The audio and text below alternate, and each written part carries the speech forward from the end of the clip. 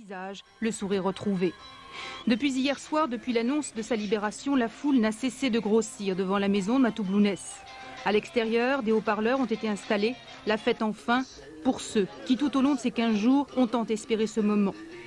Matou Blounès est libre, au milieu des siens, mais visiblement éprouvé par sa captivité.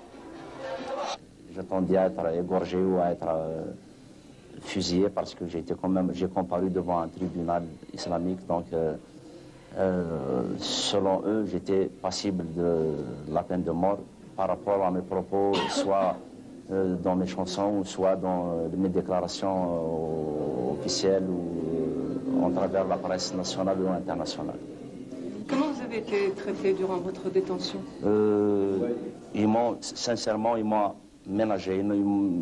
À aucun moment, quelqu'un ne m'a manqué de respect.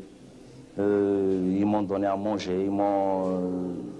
Disons que j'ai été dans de très bonnes conditions. Est-ce que vous parliez avec vos ravisseurs?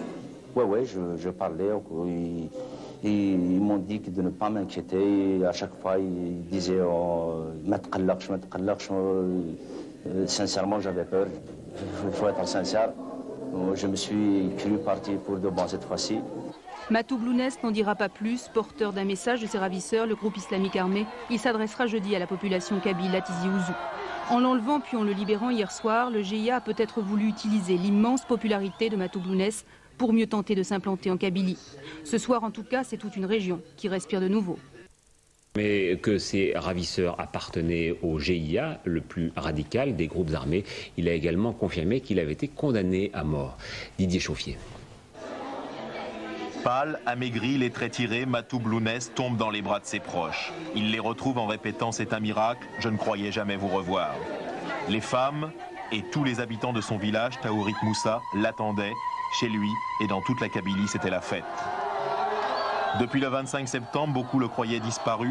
De rumeur en rumeur annonçant sa libération puis son exécution, tout espoir de le retrouver vivant s'amenuisait. Je me suis dit que c'était fini.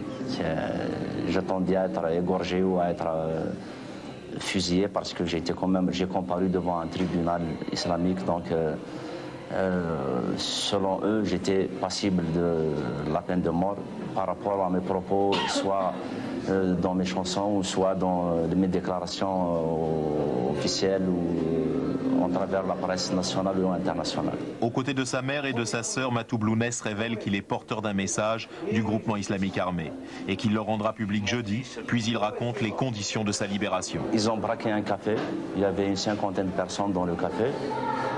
Ils leur ont retiré leur papier d'identité.